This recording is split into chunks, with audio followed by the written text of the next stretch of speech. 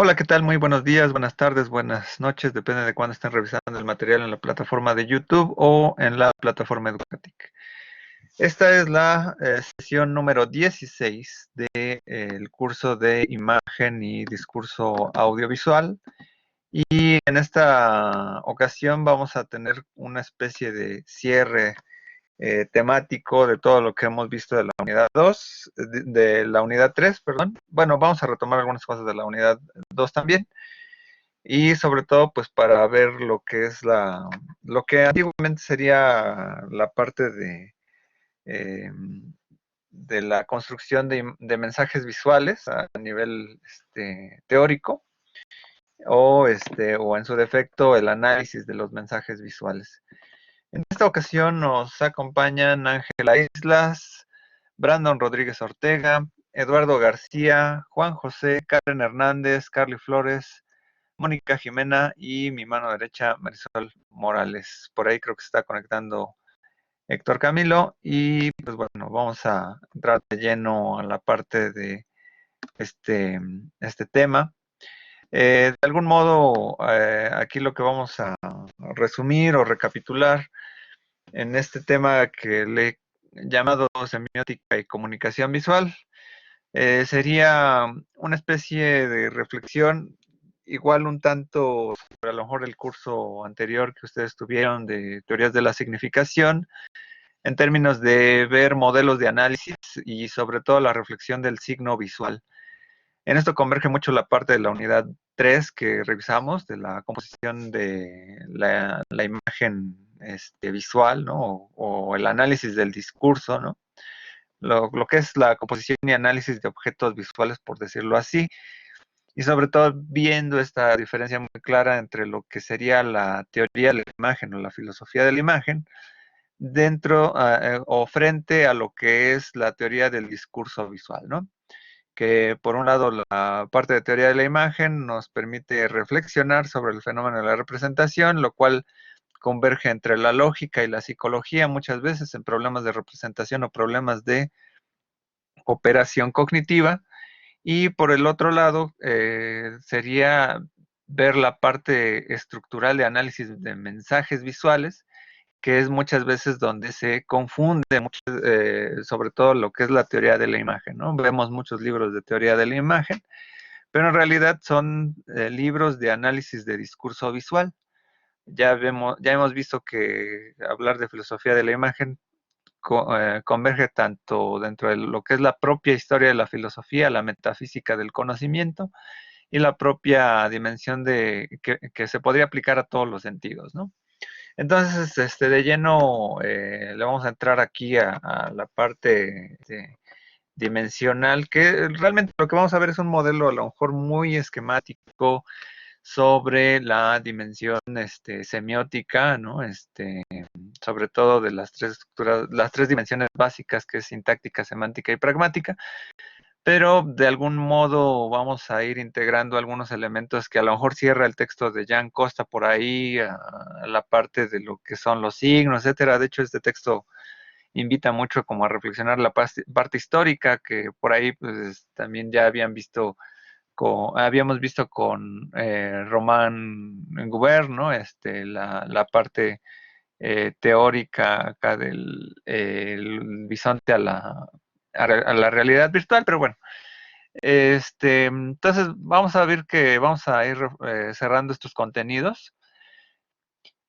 Por un lado, vemos o habíamos revisado que no es lo mismo hablar de comunicación y significación, son dos fenómenos distintos y de algún modo las teorías de la significación, representación, eh, este, pues se diversifican por ahí, ¿no? Algunas las cuales está posicionada sobre el análisis de mensajes visuales y por otro lado la reflexión misma del conocimiento.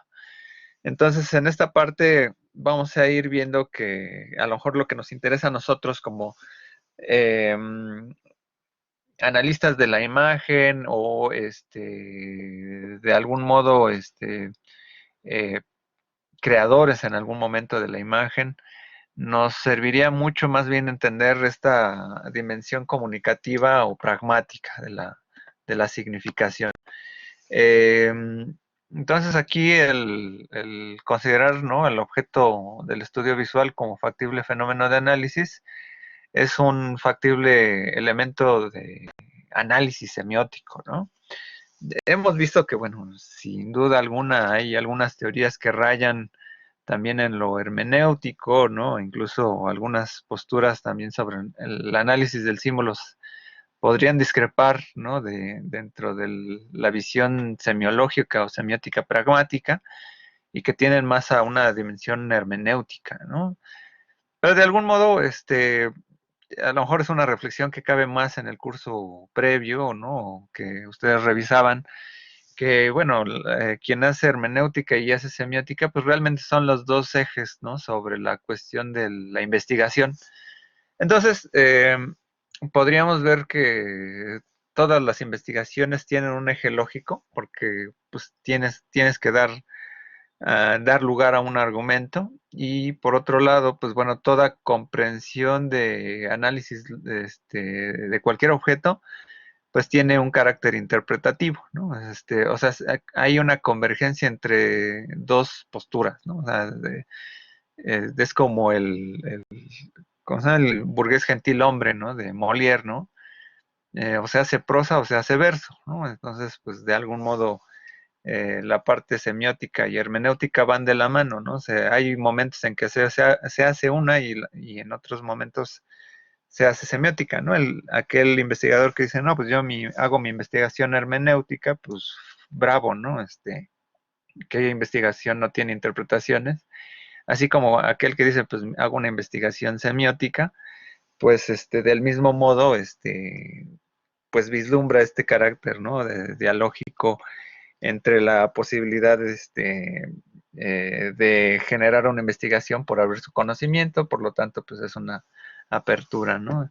Pero bueno, cabe la mención, ¿no? Porque, pues bueno, más allá de hablar aquí de lo que es o lo que podría hacer en algún momento ese sentido de hablar del objetivo, etcétera, pues a lo mejor no entramos en eso, pero sí muchas veces en el tipo de nociones terminológicas, como veíamos en la clase anterior, los universales, ¿no?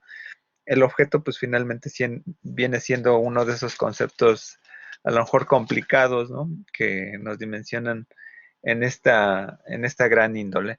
Entonces, vamos a reflexionar sobre qué son los mensajes de comunicación colectiva, ¿no?, para aterrizar sobre estas dimensiones semióticas, ¿no? Vamos a ver que de algún modo la reflexión de la imagen, etcétera, pues a lo mejor parte mucho y también del interés, ¿no?, del siglo XX, en que se vislumbra, ¿no?, la intención de que estamos alrededor de muchos mensajes visuales y que por esos mensajes visuales, pues estamos a veces eh, confrontados a analizar cierta manera del discurso. De algún modo, pues estamos vislumbrando que aquí hay ejes de configuración del signo visual, pero bueno, hablar entonces del signo visual, pues bueno, tendría que hablar un poco desde la configuración de materia, ¿no? Desde que el mensaje visual como una dimensión de objeto de la realidad, ¿no? Entonces esta reflexión, pues bueno, ya la habríamos vislumbrado en la filosofía de la imagen, ¿no?, desde el curso histórico de los filósofos, y pues bueno, ya sean desde los presocráticos, Platón y Aristóteles, los estoicos, latinos, Edad Media, escolásticos, empiristas, racionalistas, hasta la filosofía pragmática kantiana, ¿no? Y llegando ya a nuestro derrotero semiótico, lingüístico, dado que se estudia el discurso, o esta reflexión que cabe más en el pensamiento, que es la versión persiana, pero de algún modo trastoca la dimensión de los objetos. Entonces, esta difusión de los mensajes visuales que se ha dado en el siglo XX, ¿no?, pues ya lo vimos un poquito con el grupo Mew, ¿no?, que retoman la parte de retórica. También reflexionamos sobre esta parte semiótica más o menos pseudoestructural, ¿no?, pero con una fuerte base del cualisigno, el sinsigno, el legisigno de Peirce, pero apuntando sobre la parte visual. Y de algún modo ahí también están los textos de Villafañe. No vimos a Lorenzo Vilchis, pero bueno, también es alguien que trata de analizar como texto la imagen. Pero también podríamos incluir a De Adondis, ¿no? Que también reflexiona sobre esta parte sintáctica, etcétera. La dimensión de Humberto Eco pues, está implicada ahí dentro de los iconemas y los grafemas. Eh, y esta parte, pues bueno, está aterrizada como dentro del discurso. Y en esta dimensión del discurso, pues bueno, está intrínseca la búsqueda a veces psicológica de la cognición. Ya lo veíamos la unidad pasada con la Gestalt. Y en esta, pues la parte de los elementos morfológicos, punto, línea, plano, etcétera, ¿no? Entonces aquí, pues las guías, ¿no? En general, ¿no? Como hemos visto, pues se dimensionan, ¿no? En diversas posibilidades. Bueno, también un poco los aportes de Daniel Prieto, dentro de la estructura de los mensajes, en un sentido muy pedagógico, un poco la visión de la doble articulación con Luis Prieto. Ya no nos dio un poquito de tiempo para aterrizar mucho la parte del cómic, pero vimos que en esa dimensión, pues, si están interesados, pues bueno, está el texto de Daniel Barbieri, ¿no? Aunque por ahí también anda el texto de los lenguajes del cómic de Roman Gubert, aunque ese texto es un poquito más presto a la parte eh, histórica, ¿no? Que a veces es más, a veces a algunos pues les llama mucho la atención comenzar a hablar del cómic desde la parte historicista, ¿no? Entonces, bueno, vamos a vislumbrar, ¿no? Entonces, ahorita que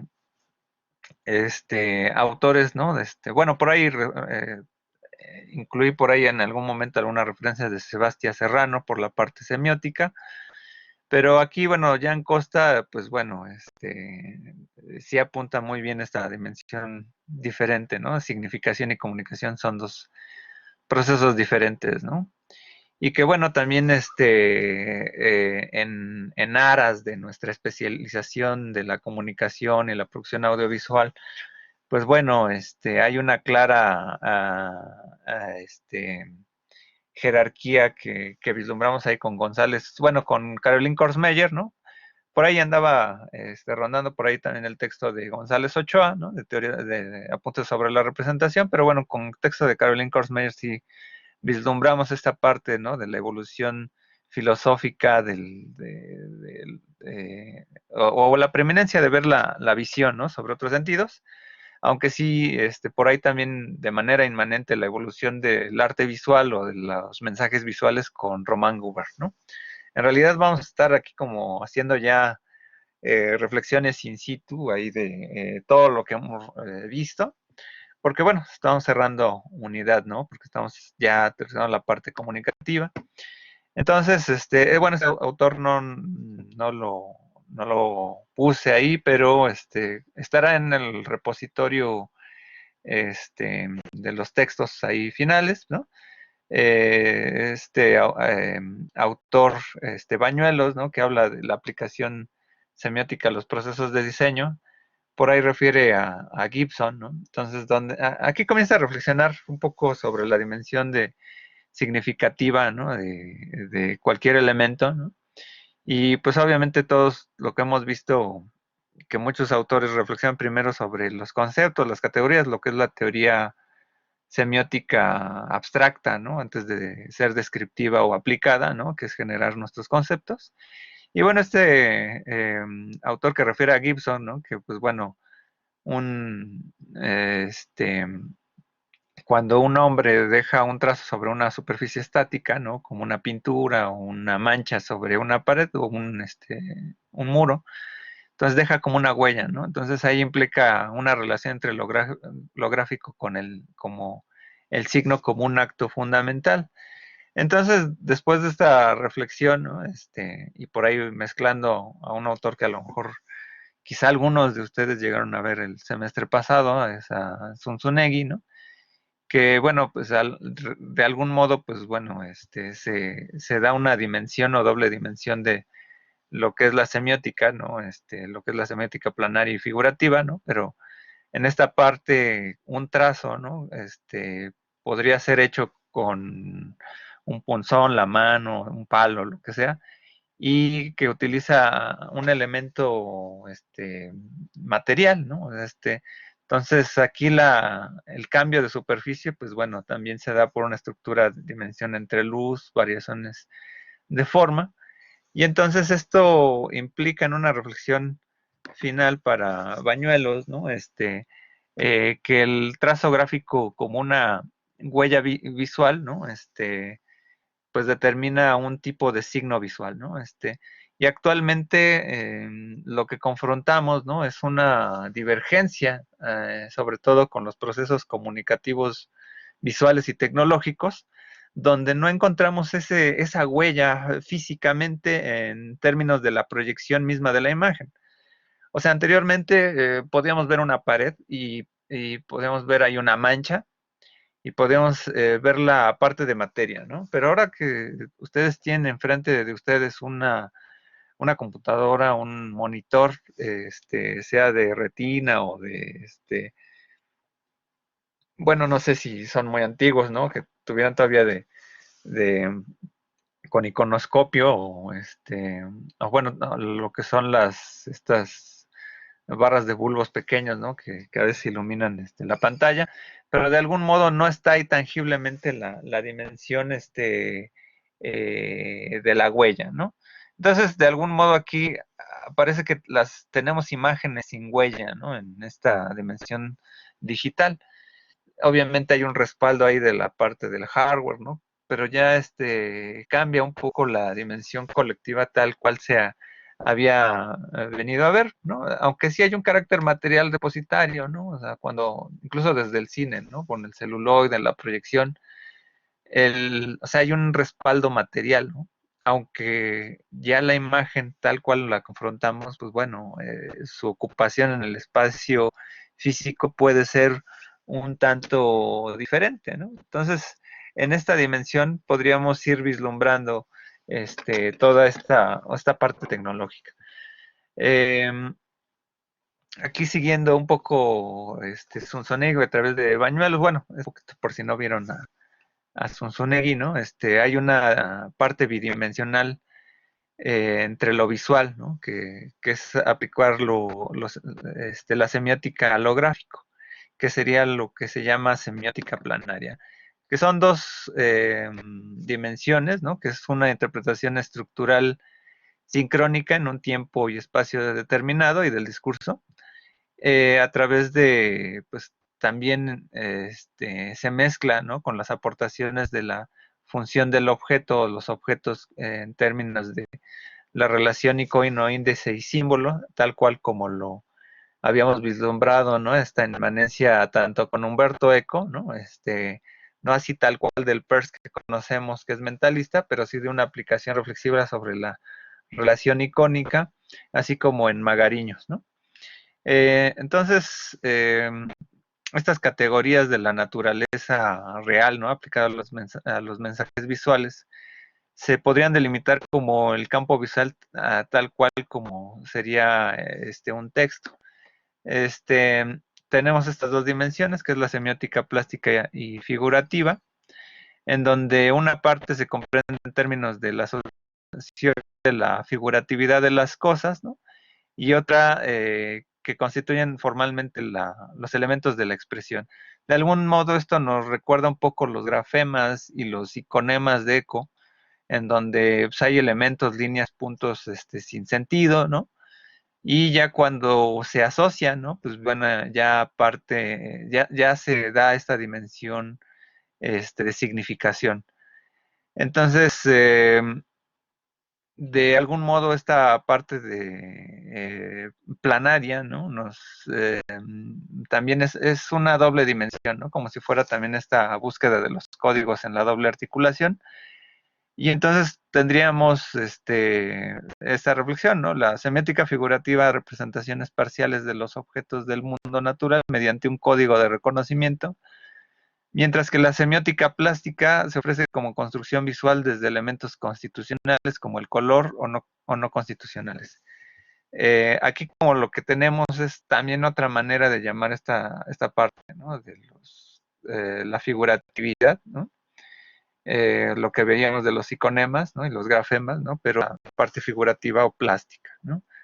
La parte plástica pues sería la cuestión que no da un sentido todavía, y la figuratividad es aquella que ya da una posible representación. Entonces la aportación de toda esta semiótica área, ¿no? Pues es una reagrupación de los códigos este, que están alrededor del propio mensaje, ¿no? Ya vamos a ver después, ¿no? Los códigos si son de reconocimientos y o figurativos, etcétera, ¿no? Que son tres. Bueno, vamos aquí a adelantarle. Bueno, aquí nada más cabe señalar, ¿no? Que pues, a lo mejor la parte plástica es quizá esta dimensión que veíamos sobre los elementos morfológicos, ¿no? Si está arriba, hacia abajo, ¿no? Cuál es la posición, la escala, la dimensión, ¿no? Y la articulación de las partes. De algún modo tendremos X dimensión, ¿no? Por acá, ¿no? Entonces pues dices, ¿dónde se acomoda el gráfico, ¿no? Si va más recargado a una parte por acá, etcétera, ¿no? Entonces, pues eso convergería, ¿no? En ver la parte plástica. Entonces, aquí el autor Bañuelos señala que hay varios puntos para un análisis semiótico. Digo, hemos visto que hay varias posibilidades. Vimos también el análisis de Humberto Eco, ¿no? De lo icónico, iconológico, tropológico, retórico y ¿cómo se dice? Y antimemático, ¿no? Aquí Bañuelos va a decir, bueno, aquí los puntos que se deberían de considerar como elementales para un análisis estructural, ¿no? Que partir un poquito de una teoría de signos, ¿no? Que sería como la parte del conceptual, ¿no? De elementos que hemos visto, ¿no? A veces también lo hemos visto con BART, ¿no? Cuáles son los términos de denotación, connotación, o Gemslev, ¿no? Expresión y contenido. Ver el elemento de significación como un sistema de significación y de comunicación. Y que, bueno, quizá aquí obviamente estamos aplicando a un tipo de discurso, ¿no? Bueno, el hecho de señalar que hay discurso, pues bueno, eh, hay una presencia inmanente que estamos hablando pues de la dimensión humana, ¿no? Y pues obviamente aquí no estaríamos hablando de una significación natural, ¿no? En esa parte, ¿no? Entonces, ver este sistema de significación también nos hace recordar la parte de la dimensión de los códigos culturales. Creo, si voy muy rápido me avisan, ¿no? Porque de algún modo, como es mucho contenido, pues bueno, si pueden hacer pueden llegar a hacer pausas o preguntarme alguna duda que tengan, ¿no? Otros elementos, ¿no? Que ubicar que el sistema semiótico pues puede estar ubicado por estas categorías, ¿no? De existencia, iconicidad simbólica o figuras de un código gráfico, ¿no? Que es la parte, ¿no? Cultural, ¿no? Es obvia dentro de la dimensión discursiva. Y ver las relaciones internas, la interacción semiótica, ¿no? Hay que recordar que como lo que decía Gray más, ¿no? Fuera del texto no hay salvación. Las relaciones internas del objeto visual, pues bueno, se están dadas, ¿no? En un nivel lógico, morfosintáctico y semántico, aunque a veces, muchas veces en la interpretación podemos encontrar fuera del sistema elementos que nos ayuden a vislumbrar cuáles son los procesos de codificación.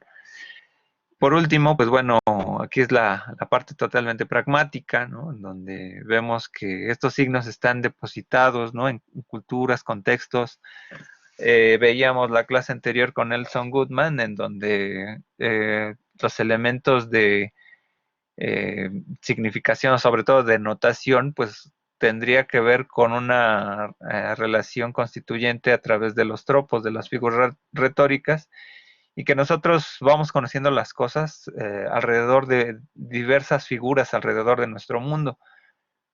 Podemos encontrar a nuestros pequeños, en nuestros primeros años, ¿no?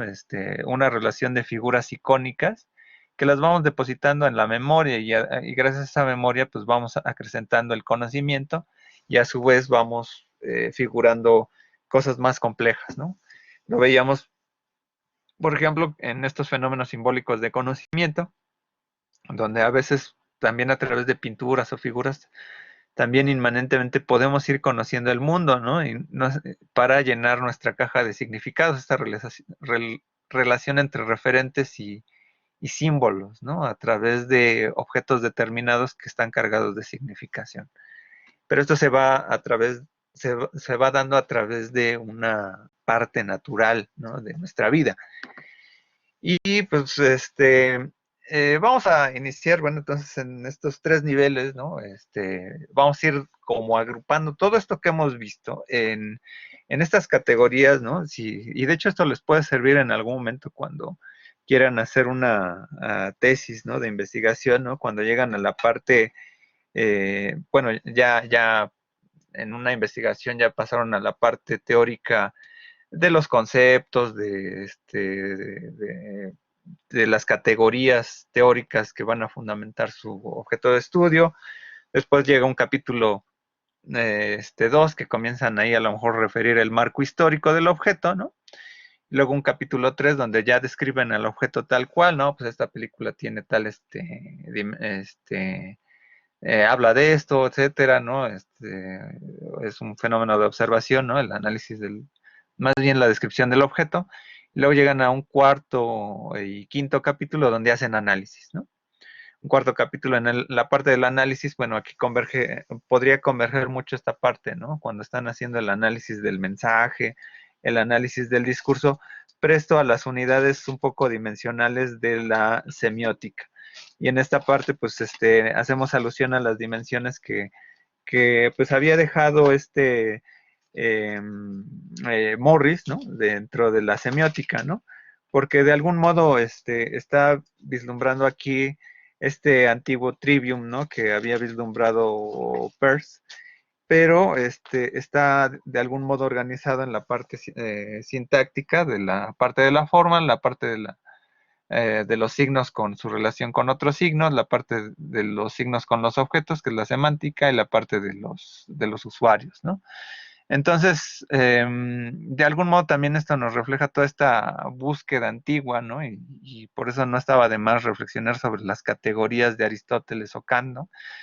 Cuando el problema de la sustancia está contenida, determinada, ¿no? En esta parte accidentada, ¿no? La realidad está accidentada, ¿no? Entonces, hablaba de estas categorías de cantidad, cualidad, relación, tiempo, lugar, posesión, posición, acción y pasión, ¿no? Y a través de esas categorías, con las palabras, vamos ubicando lo que queremos tratar de interpretar.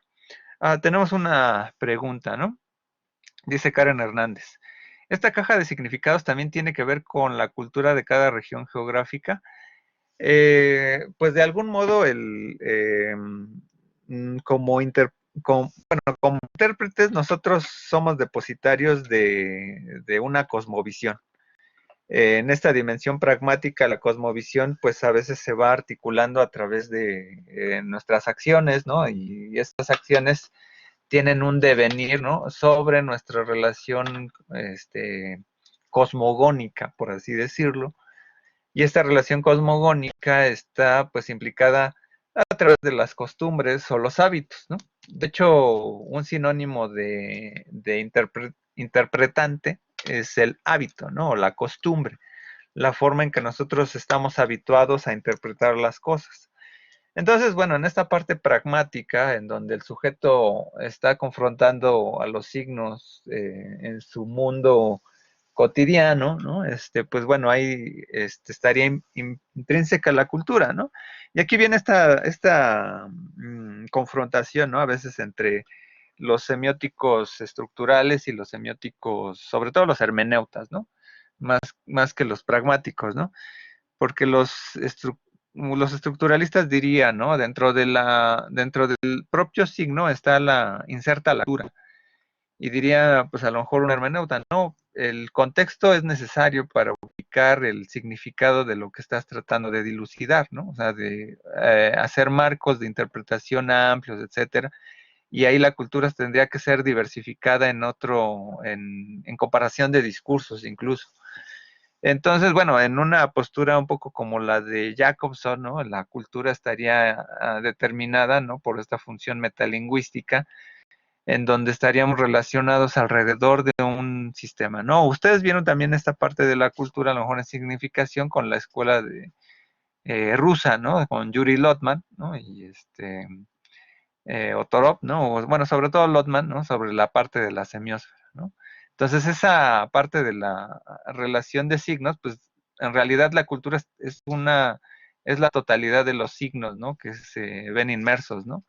Y entonces la parte pues dimensional, geográfica que pudiéramos encontrar, pues es el marco de referencia, ¿no? De una semiosfera distinta, ¿no? O sea, tenemos un sistema A y un sistema determinado B, ¿no? En donde hay digo, una parte nuclear, ¿no? Donde hay una diversificación de interpretaciones sobre un objeto y la planteamos, ¿no? Sobre una cultura, tenemos cultura A y cultura este, B. Entonces, alrededor, ¿no? Pues se va difuminando esa parte, ¿no? Y además en la parte geográfica, ¿no? Pero esto está inserto en cada individuo que está perteneciendo al sistema. Entonces, esa dimensión categórica, ¿no? De interpretar al mundo, y pues bueno, ya lo decía Kant, estaría permeada por los propios hábitos para interpretar el mundo, ¿no? A cada uno le deposita una parte a priori, ¿no? Pero esa construcción a priorística, pues más o menos también va vislumbrando, ¿no? Que en una visión constructivista, ¿no? Se va armando a través de nuestras acciones, ¿no? O sea, nuestras acciones van determinando esta cosmovisión significativa, ¿no? Entonces la cultura, ¿no? Pues la vamos absorbiendo, ¿no? Inmanentemente, así como igual ustedes vislumbraron a lo mejor en lenguaje, cultura y poder, ¿no? Esta construcción de la realidad a través del lenguaje por una dimensión social, ¿no? Con Berger y Lockman, ¿no? Por ejemplo, ¿no? Entonces, nosotros vamos dimensionando no solamente aquí lo escrito, sino lo visual, ¿no? O sea, lo visual también va partiendo de elementos culturales, ¿no? Entonces, esa caja de significados, ¿no? Pues obviamente que señalas, pues en un análisis cínico estaría dimensionada en un tiempo y espacio determinado, ¿no? Hay veces que los iconemas, ¿no? Si lo podemos decir así, podrían perderse, ¿no? Fuera de una región geográfica o se van desconociendo, ¿no? Así como hay palabras que no se usan, por ejemplo, aquí tenemos un español dialectal, ¿no? Muy diferente a la dimensión española, ¿no? Y así puede haber mundos icónicos diferentes, ¿no? Ok, buena pregunta, buena pregunta. Entonces, bueno, aquí vamos a ir viendo que esta dimensión tripartita de Morris, ¿no? La parte sintáctica, semántica y pragmática, ¿no? Pues bueno, atiende, ¿no? Una relación gramatical, ¿no? Y a veces el bosquejo que a veces tenemos por la parte eh, sintáctica, a veces también vemos libros, ¿no? Gramática del cine, gramática de lo visual, etcétera, porque obedece al fenómeno de forma, ¿no? Y esta visión que originalmente se veía como con Aristóteles de las categorías, la parte de la sustancia pues obedece más a la preocupación semántica, ¿no? Entonces, que bueno, veíamos esta contraparte, ¿no? Nominalista, ¿no? De Goodman, ¿no? Donde pues, finalmente la caja de significados, ¿no? Pues a lo mejor no la podemos llenar de manera intuitiva, ¿no? O sea, tenemos que ir conociendo el mundo poco a poco, ¿no? Y es hasta una dimensión incluso como de Hume, ¿no? O sea, dentro de la dimensión experimental, ¿no? O sea, o de la experiencia, ¿no? Entonces, aquí, cuando nos acercamos al fenómeno visual, ¿no? Pues obviamente buscamos esta parte sintáctica de forma, ¿no? Para que ésta nos dé sentido a la parte del contenido, ¿no?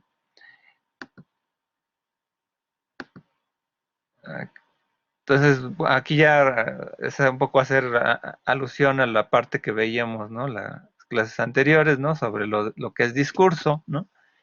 Que bueno, eso también les hace recordar la parte de teorías del discurso, ¿no? Pero si el discurso es texto o el discurso también se puede dar de manera metafórica como contenido, ¿no? Entonces, hay veces que es forma o contenido, ¿no? O cómo el mensaje se puede ir dando, ¿no? O sea, hay veces que si obedece a la forma, pues a veces es retórico porque usa muchos tropos, ¿no? Pero tiene un fin de convencer. A veces sí se dice que es político porque dimensiona, ¿no? La parte, eh, ¿cómo se llama? Ideológica, ¿no? Como incluso por ahí mencionaba un autor, Theo Van Dyck, ¿no? O sea, el discurso de ideología, ¿no? O también Thompson por ahí. Tenemos otra pregunta, ¿no? Dice Mónica Jimena, profesor, volviendo un poco a lo anterior, ¿cómo sería una relación de grafema e iconema? ¿Tiene que ver con los trazos en conjunto o a qué significados pertenece? Mm, bueno, aquí la parte que estaríamos viendo en la parte sintáctica, ¿no? Una parte de forma. Estaríamos aquí en la dimensión de grafema, ¿no? O sea, porque la dimensión de los elementos morfosintácticos estarían intrínsecos, ¿no? Dentro de la dimensión, como las líneas, el punto, el plano, se dan en determinado eje. Entonces, si trataríamos aquí la parte de la forma, ¿no? Estaría más en la parte sintáctica. Cuando ya tiene una estructura dada, ¿no? Esta posible doble articulación, cuando es que existe por los códigos de reconocimiento, entonces el conema, pues al menos ya tiene una dimensión básica de signo, ¿no? Y aún así creo que estaría en una parte, límite entre la parte sintáctica y semántica, ¿no? Porque es un fenómeno todavía de forma, lo sintáctico. Si es todavía de forma ver el iconema como un enunciado, ¿no? Entonces, la cuestión de los trazos, ¿no? Cuando se ven totalificados, o es más, aquí tenemos aquí tenemos una relación como de iconemas, ¿no? Porque aquí podemos tener el iconema pantalla, ¿no? Una pantalla digital, unas bocinas, ¿no? Y todas a su vez tienen grafemas, ¿no? En términos de que hay un color que cierra, ¿no? Una forma, los límites, ¿no? Del trazo. Y tenemos por aquí, por ejemplo, aquí un círculo, un vacío, ¿no? Etcétera. Puntos que son de forma, ¿no? Entonces, en esta relación, ¿no? Por ejemplo, es todavía forma. Aquí todavía tenemos una relación de forma. Entonces, si aquí tenemos, ¿no? Una parte, de la estructura aquí visual ya como un iconema enunciado, el televisor, ¿no? Entonces, aún así, este televisor estaría en relación con el icono en general, ¿no? O sea, de hecho, con toda una composición. Entonces, eh, los trazos en conjunto son los que darían al iconema, ¿no? Y los grafemas, pues son aquellos elementos sin significado, como los monemas, como digo, como los fonemas en la parte lingüística, ¿no? Pregunta Karen Hernández, ¿podría decirse que el grafema es la forma más básica del signo? Es la búsqueda, ¿no?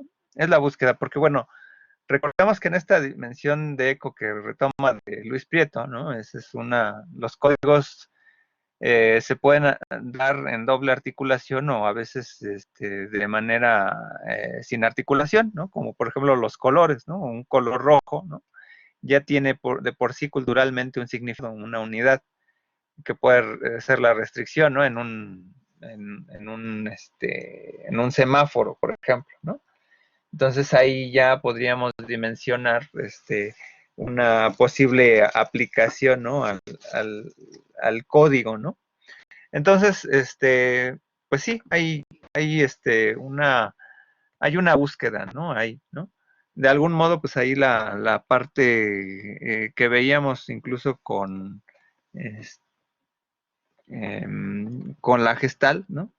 Pues de algún modo trata de buscar estos elementos con las fuerzas segregadoras y cohesivas en la figura a fondo, estos elementos que son más determinados por la reacción natural, ¿no? Pues hasta cierto punto ya organizamos las cosas, ¿no?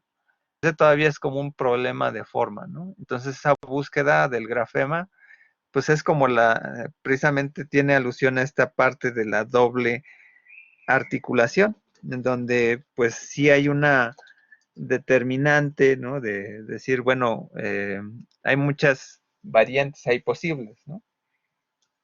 Este, eh, entonces sí, es esa búsqueda, ¿no? De algún modo con la parte dimensional más básica del signo.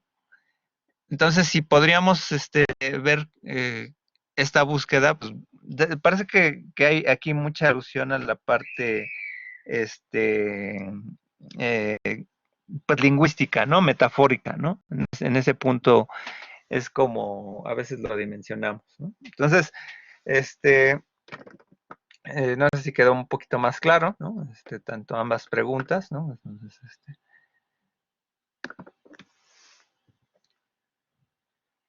y pues bueno, finalmente este recorrido, ¿no? Pues bueno, aquí también en este recorrido, pues bueno, aquí vimos que en esta búsqueda de la semiótica, ¿no? Pues es una dimensión que trata de buscar objetos analizados hasta la más mínima unidad para ver cómo se construye. Esta es una reflexión de Roland Barthes, ¿no? En elementos de semiología, ¿no? Que se busca la artrología como tal. Entonces, la artrología como tal es la ciencia de las divisiones. Decía Saussure por ahí, ¿no? Que la semiología un día contendría a la parte lingüística, ¿no? Porque la semiología, pues bueno, habla de los signos en general y los signos lingüísticos solamente es una parte de todo el mundo de los signos. En la dimensión de Roland Barthes, digamos que su estudio es como más como simbolístico, ¿no? Porque habla un poco de los procesos de denotación, ¿no? Y de que confrontan toda esta totalidad. Entonces decía Roland Barthes, ¿no? Como que por un lado enaltece a la semiótica, pero también la sepulta. ¿Y por qué la sepulta? Porque habla de que en algún momento por ahí en las páginas, ¿no? Entre 30 40 de la edición de Pay 2, ¿no? Habla de esta ciencia, ¿no? La astrología. Las ciencias de la división son las que van un día a contener a la semiótica, porque lo que hacemos es dividir los elementos. O sea, cuando hablamos de un signo lingüístico, pues lo hacemos para separarlo. No encontramos el significante y el significado y los unimos, ¿no? Sino que buscamos una unidad y los separamos. Del mismo modo que Peirce cuando habla del representame, ¿no? O del signo que significa algo para él, está tratando de dividir. Y esta búsqueda, ¿no? Como veíamos en eco, ¿no? La doble articulación entre fonemas, ¿no? Y las invariantes, ¿no? De los lexemas, ¿no? Que dan sentido a las palabras, ¿no? Entonces es una dimensión estructural, ¿no? Lo mismo vamos a ver que esta dimensión fundamentada entre lo morfológico, pues simplemente tiene que ver precisamente con lo sintáctico, ¿no? Porque parece que punto, línea, plano, color, forma y textura son elementos posibles, como incluso similares a los grafemas, ¿no? En la estructura, ¿no? Así como veían grano, línea, ¿no? Tamaño, etcétera, porque se relaciona entre unos y otros, ¿no? Para determinar que un elemento es grande es porque hay una relación de otro que es pequeño, ¿no? Hay una comparación entre uno y otro. Entonces, aquí sí entra un poco para ir cerrando, ¿no? El texto de Jan Costa, ¿no? De que la construcción de un esquema visual se da a partir de grafos. Entonces, que el grafo, pues bueno, sería esta relación como el iconema, ¿no? Como algo que ya tiene una invariante que se puede mezclar con otros. Esto es muy parecido a la glosemática de Louis Gentler, cuando hablaba de expresión y contenido, y que hay unidades invariantes en las palabras, ¿no? Y que lo que nos interesa muchas veces son los gramemas, que son las unidades, las partículas que son las que pueden mezclarse unas con otras, ¿no? La parte de los funtivos, ¿no? Si yo voy a decir, no puedo decir la perro, ¿no? Tengo que decir el perro, ¿no? Hay una condicionante de que el perro es, cuando menciono la palabra perro, es una dimensión masculina y una dimensión en singular, ¿no? Entonces, por lo tanto, el artículo tiene que ser masculino y tiene que ser en singular, ¿no? Entonces, del mismo modo, cuando yo estoy estructurando los grafos, debe haber conexión o de haber armonía, ¿no? Que son las teorías de la composición, que es un poco la búsqueda cuando estamos componiendo un cartel, una parte visual, ¿no? Que sean armónicos. Que si yo voy a utilizar alguna técnica de color, pues bueno, a lo mejor voy a usar los complementarios, ¿no? O complementarios adyacentes, este, o relativos, ¿no? Entonces, esa es una parte que veíamos del color. Igual, ¿no? Del mismo modo, si voy a usar la sección áurea, pues bueno, va a estar de un lado más cargado, ¿no? Porque estamos tratando de buscar figuras de equilibrio. Entonces, Jan Costa, pues habla de tres tipos de elementos como cuál se va a dar el mensaje visual, que bueno, aquí se puede dar un poquito más ahorita lo traducimos a los términos que hemos visto dentro de los libros que hemos visto, ¿no? Jan Costa es un texto un poquito más de invitación, un poquito más light, porque está más abocado como un manual de diseño gráfico. Pero vamos a ver qué tiene su correspondiente en Roland Barthes, ¿no? Por ejemplo, ¿no? Él dice que hay relación de iconos, que sería como lo denota lo icónico visual para Barthes, ¿no? La relación de palabras como el mensaje lingüístico y la relación de esquemas, ¿no? Esta relación de esquemas todavía no es la connotación de Barthes, pero sí se daría como que la relación del icono como tal. El icono en este caso, a lo que Jean Costa hablaría, sería como el iconema, ¿no? En eco, ¿no? Y al esquema sería como el icono en general, paradójicamente, ¿no? Recordemos que cada autor tiene sus términos, o sea, eso también, lo importante es que ir viendo todos estos teóricos es más o menos también ubicar cómo los traducimos entre uno y otro, ¿no? Esa es un poquito la búsqueda cuando tratamos de dominar las teorías de la representación y teorías de la imagen, ¿no? Que para un autor puede ser esto, pero lo traducimos en otra. Es como cuando traducimos también en teorías sociales, ¿no? Que hay términos muy similares, ¿no? Cuando hablas de ideología, pues a veces no es igual hablar de mitología, pero es muy parecido, ¿no? O por ejemplo, cuando hablas de sistema en una teoría estructural, ¿no? Pues a lo mejor en la teoría pragmática de Peirce, lo que más se acerca sería la semiosis, ¿no? Entonces, sistema y semiosis, pues serían compatibles, pero uno de ellos tendría que ver con la dimensión a lo mejor más dentro del vocabulario de una, ¿no? Entonces, Jan Costa se detiene mucho en la parte esquemática, ¿no? Porque ahí es donde nosotros vamos a ir llenando como la parte de la composición, así como en la tarea que tuvieron ir relacionando los elementos de un cartel, ¿no? Entonces, la parte constructiva, ¿no? Entonces, de esta relación de los esquemas, ¿no? Pues el esquema es como un ambiente, un lenguaje. Y en este lenguaje, pues yo tengo una posibilidad paradigmática de usar elementos posibles, ¿no? Entonces ahí, para allá está, ¿no? Pues los grafos todavía no llegan a iconos, ¿no? O sea, son como los grafemas, ¿no? Entonces, los vamos acomodando, ya me da una forma, ¿no? Y esa forma ya es como una unidad de iconema, ¿no? Y ya el esquema en general, pues sería como que la totalidad, ¿no? Es un poquito precisamente ir de lo particular a lo general, ¿no? De algún modo, en esta doble articulación, para como cuando nosotros comenzamos a estructurar, por ejemplo, una oración, ¿no? Primero tenemos que, a ver, escribe una palabra bien, ¿no? Fonéticamente ya la entiendes, entonces ya comienzas a articular, ¿no? En un enunciado, ¿no? Una oración, ¿no? Y ya de la oración a lo mejor ya te avientes el párrafo, ¿no? Y el párrafo, pues a su vez, el texto en general y ya a lo mejor, ya una sección de un apartado, de un apartado al capítulo y a lo mejor hasta terminas escribiendo una novela, ¿no? En esta parte, pues, digo, la parte que veíamos de Goodman, el pintor pues tiene que conocer las técnicas, ¿no? Y las técnicas pues las son en función de lo que en algún momento va a querer dibujar, pintar, etcétera, ¿no? Eh, pues bueno, aquí Costa prosigue, ¿no? El origen de, bueno, aquí no sé por qué, bueno, aquí de los grafos, ¿no? Está en la teoría del mismo nombre, la teoría de los grafos, que viene del sociólogo Jacob Levi Moreno, ¿no?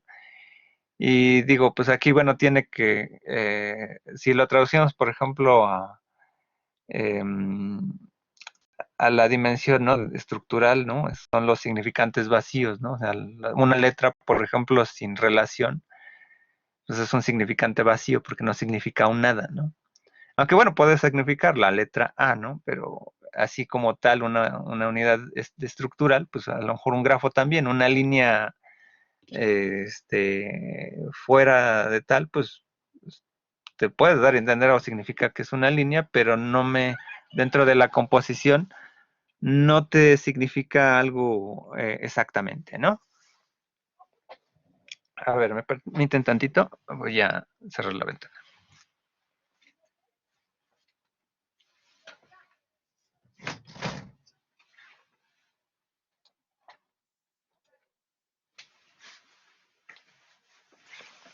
Luego hay sonidos ambientales que no nos ayudan, ¿no? Bueno, en fin, bueno, entonces veíamos esta parte de los grafos, ¿no? Entonces, que realmente lo podríamos ver analógicamente a lo que son las unidades estructurales de análisis, ¿no? Y bueno, pues aquí pues, recordamos toda esta parte que vimos de Villafañe, punto, línea, plano, forma, color, textura, que tienen a su vez su correspondencia en De Adondis, ¿no? Que ahí es como contorno, ¿no? Forma, escala, ¿no? Pero estos nos sirven, ¿no? Para entender, ¿no? También cómo se construye, ¿no? Y la dimensión, pues aquí entonces de la dimensión gestal, pues también la gestal digamos que está todavía al nivel de los grafos, todavía, ¿no? En qué es la unidad mínima todavía, ¿no? Entonces por eso hay convergencias entre De Adondis, entre el análisis de la gestal, con los análisis de la tensión, el punto, ¿no? Y la referencia, ¿no? El que pongamos un punto sobre un plano determinado que me llame la atención, ¿no? Pues va a significar que mi punto de atención va a estar por allá, ¿no? Digo, aquí hay una composición relativamente simétrica, ¿no? Pero, pues digamos que la balanza no se da si para allá o para acá, ¿no? Me lleva hacia arriba, ¿no? Porque aquí hay elementos, ¿no? Igual aquí, ¿no? O sea, aquí sí hay una dirección, ¿no? Hacia arriba, ¿no? Aquí el punto, ¿no? Y entonces, pues ya aquí un poco ubicar, ¿no? Lo que eran los códigos, formatos, etcétera. Pues todavía estamos en la parte, ya son los límites de la sintáctica, ¿no? En buscar la tipología, ¿no? De los lenguajes, ¿no? Porque son ambientes, ¿no? Y cada ambiente, pues, tiene su propia sintaxis, un cómic, un cartel, las filminas, un periódico, ¿no? O sea, en un periódico, pues sabemos que no podemos poner el titular, ¿no? En la página 2, ¿no? O sea, en número par, ¿no?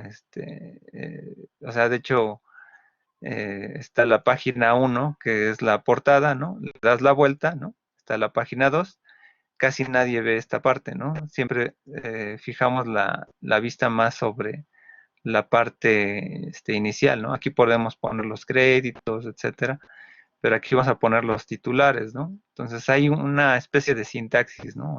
¿no? Igual, ¿no? O sea, cuando se hacen presentaciones, pues bueno, deben de tener un orden, ¿no? Etcétera, ¿no? Un cartel lo mismo, ¿no? Hay una dimensión estructural, por lo regular el anclaje o relevo o las palabras, ¿no? Siempre van en el punto de atención, ¿no? O con los planos áureos, ¿no? ¿No? Entonces, o ponemos la persona, ¿no? Que está, o la modelo, ¿no? Etcétera. Y entonces, pues, estaríamos aplicando ahí la parte estructural, ¿no? Y bueno, desde esta parte, ahora se habla mucho de la transmedialidad, ¿no? Donde, pues bueno, aquí la expresión humana se ha bifurcado, ¿no? Entre la visión tecnológica, ¿no? Y la visión pues más bien de mezclar medios, un podcast, un video podcast, un videoblog, etcétera, pero realmente la transmedialidad pues siempre ha existido, porque cuando se contaba una historia desde las pinturas rupestres, pues había voz y imagen, ¿no? El cine pues son sonido, es movimiento, ¿no? Hay muchas artes ahí, ¿no? Entonces, y entonces, pues bueno, entonces aquí todavía hay conceptos de lo que es la semiótica teórica, ¿no? Que es muchas veces vislumbrar cuál es el ambiente que estamos analizando. Entonces aquí pues recordamos toda esta parte, ¿no? Que a veces tiene que ver con la forma, los tipos de discurso, ¿no? Pero aquí es la delgada forma entre forma y contenido, ¿no? Porque hay veces que hay discursos que obedecen más a la forma, ¿no? Que al propio contenido, ¿no? Que en realidad dan sentido, ¿no? Yo creo que dan más sentido a la parte, eh, este, a la parte de contenido, ¿no? Que de forma, ¿no? Y aquí, pues bueno, conviene también hacer un paréntesis, ¿no? Porque, bueno, sobre todo cuando hablamos ahora de publicidad, ¿no? Pues hay una especie de vocábulos vernáculos que a lo mejor no tienen mucho sentido, son vocablos sintéticos, ¿no? Por ahí hablaba en alguna ocasión del uso de unidades analíticas y unidades sintéticas, ¿no? Las unidades analíticas son aquellas como los epítetos, ¿no? De cielo azul, ¿no? Son características que tiene ya por sí mismo el objeto, ¿no? O sea, desprendo del objeto cualidades que ya tiene, ¿no? Entonces, aquí lo mismo, o sea, pasa con términos cuando no tienen sentido. No puedo decir cielo verde, ¿no? Porque un cielo verde a lo mejor nunca lo he visto, ¿no? A lo mejor, bueno, a lo mejor en otro planeta tendrá cielo verde, ¿no? Pero en nuestra realidad, coyuntura, ¿no? Etcétera, pues a lo mejor no podemos determinar que exista cielo verde, ¿no? O cielo, bueno, a lo mejor podrán haber otras tonalidades, ¿no? Pero eh, en esta parte, en la publicidad, ¿no? A veces se habla mucho de publicidad social, ¿no? Que es un término, es un término sintético, ¿no? No tiene pies ni cabeza, ¿no? Este término, ¿no? O sea, por ahí, o más que hablen de marketing social, pues eso no existe, ¿no? O sea, ese es un término, es una unión de dos cosas, ¿no? O sea, ¿por qué? Porque la publicidad nunca puede ser social, ¿no? O sea, y esto, pues, ¿cuándo han visto una mercancía que hable con otra mercancía o que socialice, ¿no? O sea, no, hasta donde yo sé, los únicos pues entes que pueden socializar pues son los homínidos, pues por un lado a lo mejor los homínidos Homo sapiens, ¿no? Y por ahí ya le podemos aplicar que algunos homínidos, otros primates a lo mejor sí lo hacen, ¿no? O quizá otros animales, ¿no? Pero lo social se da en esa dimensión, es una característica analítica del ser humano, ¿no? Y la publicidad es un ente, por así decirlo, es un abstracto, ¿no? Un universal, ¿no? O sea, no es un ente nominal, ¿no? Y tiene ciertas características. La publicidad tiene un fin de venta, ¿no? O sea, publicidad mercantil es algo obvio, ¿no? Y entonces podríamos vislumbrar, ¿no? Que entonces, cuando se habla de publicidad social es un término vernáculo que a lo mejor en lo analítico, en lo académico no tiene sentido, ¿no? Es como hablar de millennial y generación X, Z, ¿no? Baby boomer, que no tienen respaldo académico, ¿no? Se les quiere dar respaldo académico, pero son categorías sintéticas, no son categorías analíticas. Entonces, en esta parte, ¿no? La publicidad social, ¿no? Pues, más bien lo que se refiere es a la propaganda, ¿no? Y tiene, pues, a lo mejor una especie de ambiente, ¿no? En esta dimensión, ¿no? Una dimensión dentro de lo posible, dentro de lo que la propaganda, no sé si lo han visto en otras, ¿no? La propaganda tiene el fin de cambiar hábitos o modificarlos, ¿no? O sea, la religión tiene un ámbito de propaganda, ¿no? O sea, los testigos de Jehová que van tocando en puerta, o bueno, o todavía quizá por ahí algunas, creo que ya no tocan, ahora tienen unos puestos, pues tienen un fin propagandístico, que es cambiar actitudes, ¿no? No solamente la política trata de cambiar actitudes, sino pues también hay otras maneras, ¿no? Hay ONGs, etcétera, asociaciones de diversa índole, ¿no? Entonces, incluso la filosofía podría verse como un tipo de propaganda, ¿no? Si es que más o menos fuera filosofía aplicada, pero bueno.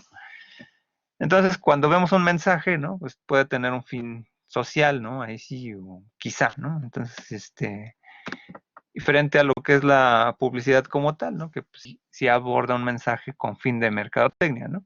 Aunque bueno, me dirán, ¿no? El capitalismo por sí mismo ya imprime una forma de hábito, ¿no? O sea, a lo mejor la publicidad, la única propaganda que tiene es solamente aumentar el, la venta, ¿no? O sea, quizá, ¿no? O sea, la única propaganda que podría tener la publicidad quizá es fundamentarse en la ideología económica, pero no podría dar otro mensaje, ¿no? Y si das dos mensajes en la publicidad, falla tu mensaje, ¿no? O sea, esas campañas que vemos de uso social, ¿no? De las fundaciones que dicen, no, pues ayuda a tu prójimo, etcétera, ¿no? Eso es reposicionamiento de marca, ¿no?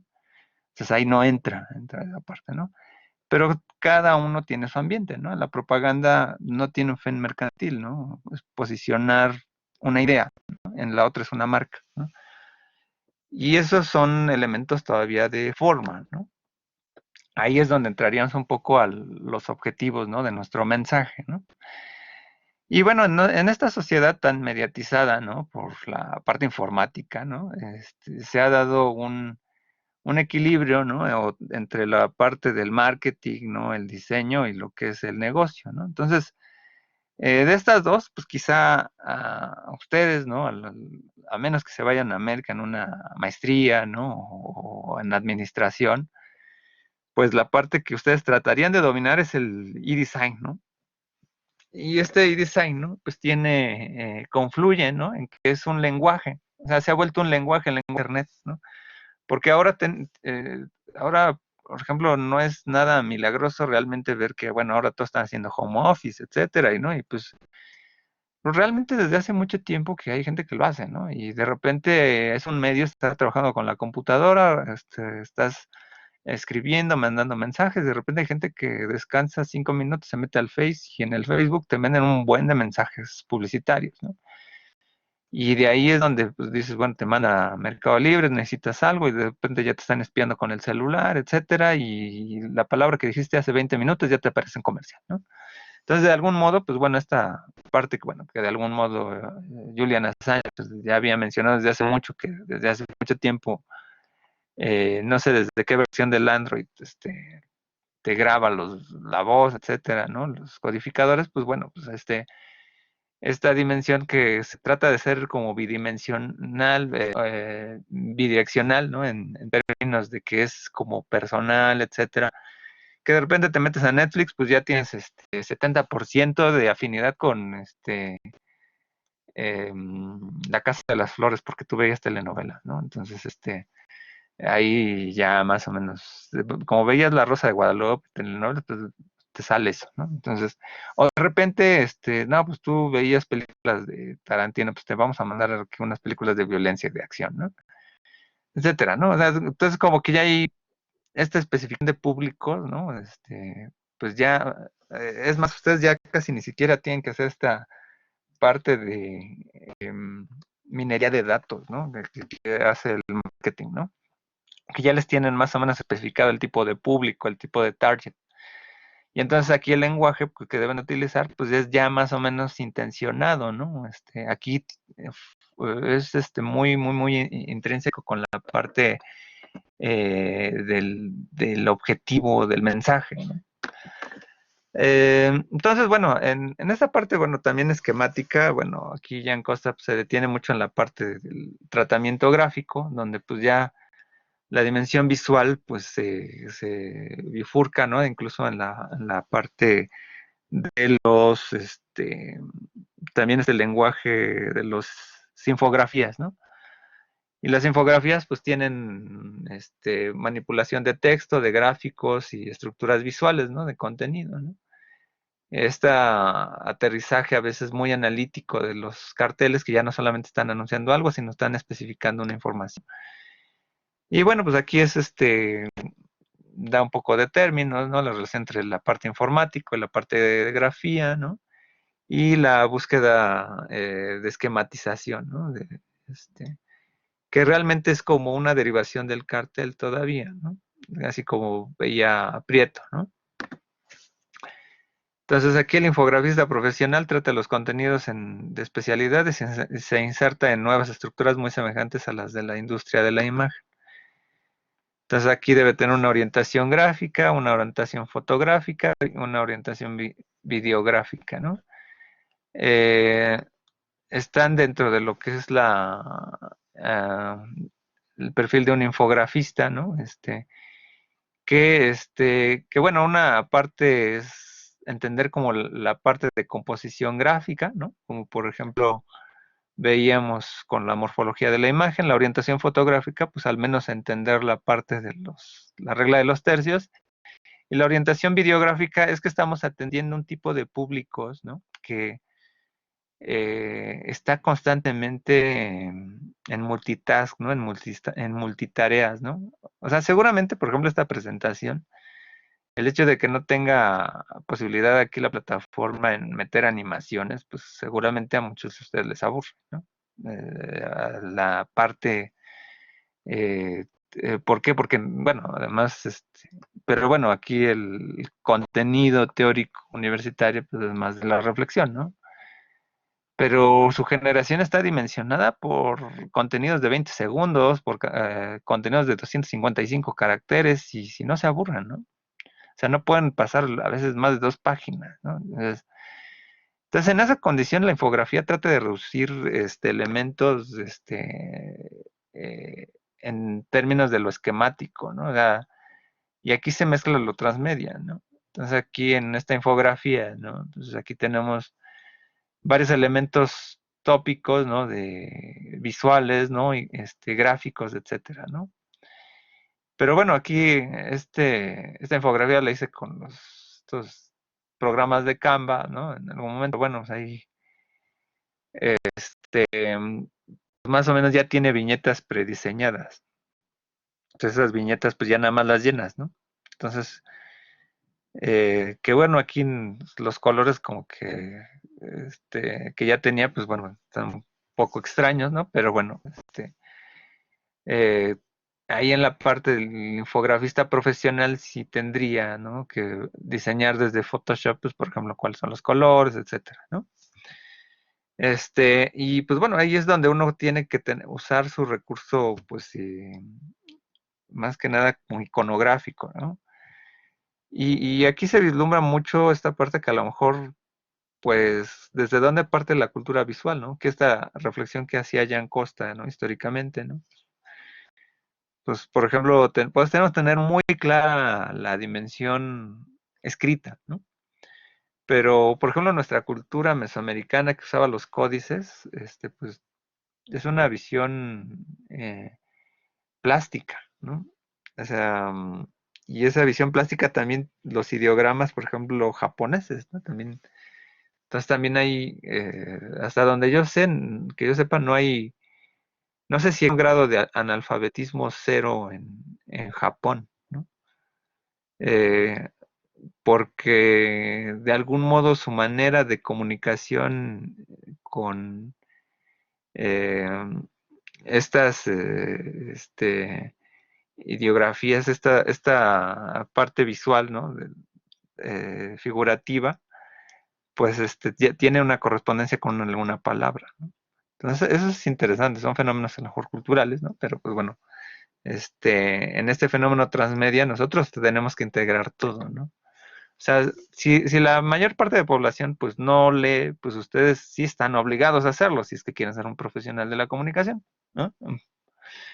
Y bueno, aquí, aunque es aquí mucho texto, ¿no? Pero bueno, aquí resumidas cuentas, ¿no? O sea, la reflexión aquí entre semiótica y semántica entra en un problema aquí general, ¿no? Como que el objetivo de la semiótica siempre era buscar significado, ¿no? Pero también la lógica trabaja con ello, ¿no? Porque por eso se esquematizaba mucho esta dimensión entre la lógica y la semiótica desde Peirce. Pero en este orden, la semántica, pues es la parte fundamental, la parte de la substancia, la parte del corazón de la semiótica, ¿no? Y del contenido. Pero veíamos en estas reflexiones nominalistas, ¿no?, que la parte de ir conteniendo todos los significados no nacemos con ellos, sino los vamos agrupando. Entonces, esta relación del signo con el objeto, la semántica no se encuentra en un diccionario, ¿no? Porque lo que vas a encontrar en un significado determinado buscando en el diccionario es otro término, y otro término, y otro término, ¿no? La idea de esto es que la semántica misma se encierra dentro de un objeto mismo, ¿no?, que estés dando un significado, ¿no? Lo que hacemos es una translingüística de la semántica a través de las definiciones de diccionario, o del mismo modo, cuando traducimos un objeto no verbal a lo verbal. O sea, decimos, es que estoy viendo un corazón. Pero corazón, la palabra la entiendes, ¿no? Y este corazón que estamos viendo enfrente de nosotros, pues es un corazón con unas líneas como de pulso, ¿no? Como de cardiograma, ¿no? Está latiendo, ¿no? Entonces pero lo estoy traduciendo con palabras, ¿no? Y aquí viene la paradoja, ¿no? Dicen que una imagen vale más que 1000 palabras, pero lo anterior lo estoy diciendo con palabras. Y esta es una paradoja fundamental. La parte semántica, ¿no? Pues de algún modo ahí converge mucho la parte entre de la retórica y la poética, dado que la dimensión poética, pues bueno, es la estructuración a veces entre la dimensión, entre los elementos sintagmáticos y paradigmáticos que podemos utilizar en una estructura, tanto verbal como visual, ¿no? Y también la estructura retórica, porque ya de los elementos formales, ¿no? Pues yo ya paso al uso que puede dimensionar un significado intencionado, una teleología de la comunicación aquí. Entonces, esta relación también ya va intuyendo una parte pragmática, pero bueno, en el modelo básico de análisis semántico, pues bueno, hay algunas búsquedas posibles, ¿no? Por aquí pues han pasado muchos, ¿no? De Roman Jacobson, ¿no? Humberto Eco, Grupo Mu, Jacques Durán, Gray Maas, Curtis, John Lyons, y desde una postura o una visión estructuralista, ¿no? Todos tienen esta búsqueda de especificar, ¿no? Cómo se estructura el mensaje, ¿no? En esta parte retórica visual o no visual se funda en el manejo de las figuras establecidas, ¿no? Históricamente culturales, ¿no? sea, ya lo veíamos en esta parte de Marian Cao, ¿no? De Rodríguez, ¿no? En los apuntes aquí de la parte retórica, ¿no? Francisco de la Torre, ¿no? Juan Manuel López Rodríguez, ¿no? Semiótica de la comunicación gráfica, y por ahí Roland Barthes, y por ahí incluso otro autor que se metía a la parte dimensional de la retórica en la publicidad, ¿no? Tanto Penino como eh, Jacques Durand, ¿no? Y pues bueno, pues es un poco hacer alusión, ¿no? Y ya veíamos, bueno, la parte retórica con la que sufrieron un poquito con la del cartel, ¿no? De cómo figurar o cómo transformar esta parte visual, porque tiene una intención el mensaje, ¿no? Ahí es de construir un poco, incluso tratando de explicar la figura retórica, ya tenemos un análisis semántico por ahí dentro de una parte retórica, aunque la parte retórica es más conducente al final con la parte pragmática, pero sí en la parte explicativa semántica, ¿no? En los tropos, ¿no? Sí me ayuda a entender un poco el significado del mensaje, ¿no? Entonces, en esa traducción, cuando yo estoy usando la retórica hacia afuera como un mensaje, pues sí ya es una parte pragmática, ¿no? Pero cuando yo lo estoy dimensionando para analizar, pues sí ya tiene una relación aquí del sentido del discurso, ¿no? Aquí pues obviamente tenemos un discurso, ¿no? De un iPod que tiene muchas imágenes, ¿no? Tiene aquí puedo decir, pues utiliza una figura de hipérbole porque exagera, ¿no? Los contenidos, pero también tiene una dimensión de forma, ¿no? Que aquí puede ser una onomatopeya de los cuadros, ¿no? Y rompe el cuadro que yo estoy viendo, pero también puede ser una prótesis porque desde arriba hacia abajo, ¿no? Añade elementos, ¿no? También puede ser una literación, ¿no? Y lo importante es ir justificando. Entonces, entre más figuras retóricas se encuentre, voy a tener un análisis incluso más definido, ¿no? Este, ese es y bueno, ya si encuentro más aquí, pues aquí hay mucho vacío, aquí hay una elipsis, ¿no? Porque, pues bueno, nunca, la nada nunca existe en la realidad, ¿no? Entonces aquí incluso aquí hay una sinécdoque también, ¿no? De la relación con el todo, ¿no? Pero así es por eso es importante, ¿no? Si bien nosotros vimos al menos unas 30 figuras retóricas, pues démonos cuenta que existen como 150, ¿no? En fin, aquí el diseño, ¿no? Ya intrínsecamente, si hacemos una relación metafórica, el design, ¿no? Es decir, signo, ¿no? Entonces ahí hay una dimensión metafórica del diseño ya en sí mismo, ya es hablar de signos, ¿no? Entonces, todas estas metáforas, ¿no? Implica, ¿no? Que el signo ya estaba en un cartel, en el diseño, ¿no? El uso de signos, ¿no? Entonces, fuera del texto no hay salvación, decía Greimas, ¿no? Entonces, aludiendo que en el signo ya está la solución o los parámetros o las restricciones que nos dan posibles herramientas para la composición de forma y su cohesión lógica, poética y retórica. Y en esta parte, pues bueno, aquí ya veíamos pues toda esta parte que ya nos metemos luego al marketing, ¿no? Pues ya es una parte ya de esta hermenéutica, ¿no? Todas las recepciones que va a tener nuestro mensaje. Aquí pues vamos a ver alguna dimensión de modelos. Voy a adelantar aquí bueno, voy a hacer un paréntesis aquí, pues a lo mejor si no vieron la matriz actancial de Greimas, ¿no? Pero eso también se puede aplicar incluso a la parte visual, ¿no? Entonces, de algún modo, bueno, ahorita vemos la parte actancial, pero bueno, el modelo de Abartes, ¿no? Pues aquí era lo que vimos del mensaje fotográfico, codificar el mensaje lingüístico, relevo, anclaje, denotación, connotación, la dimensión retórica y estética a nivel informativo, simbólico y obtuso, que aquí el obtuso ya es más del orden estético o pragmático incluso, pero más o menos este esquema me ayuda a ver la parte analítica simbólica, ¿no? O sea, ¿qué significa? ¿No? Sobre todo la parte connotada, ¿no? Pero ese es un modelo plástico de análisis semántico, ¿no? pues ya lo revisaron. El modelo de Gray-Mas, ¿no? Que, bueno, esto tiene que ver con las tablas de verdad, el modelo lógico, ¿no? Pero vamos aquí a confrontar, pues aquí un ejemplo de análisis, ¿no? Visual, incluso con la matriz exponencial, a nivel plástico, ¿no? Pero sobre todo esta parte, ¿no? Que, pues bueno, tiene que ver con los universales, ¿no? Y los particulares, si no, si tienen dudas de esto, pues ya podrán revisar un video que está en la plataforma aquí de YouTube. Hablo al respecto, ¿no? Sobre los particulares y los universales, ¿no? Las tablas de verdad, incluso los modelos matemáticos entre números enteros y racionales, de donde deriva este concepto de la tabla de oposición, que seguramente debieron haber visto en significación. Pero bueno, aquí cuando se le suman el carácter de connotación de una obra visual, ¿no? O una doble denotación, ¿no? Entonces, podríamos indicar también esta alusión de Panofsky, ¿no? El nivel preicónico como la denotación, el nivel iconográfico como la connotación o el iconológico como una tendencia en la que se inscribe el objeto. Aquí vamos a ver un ejemplo, ¿no? Quizá a lo mejor nada más les hago alusión un poco que estas son una forma de ver las tablas de verdad, A, E, I, O, U, A, E, I, O, que es un poco la parte de los universales afirmativos.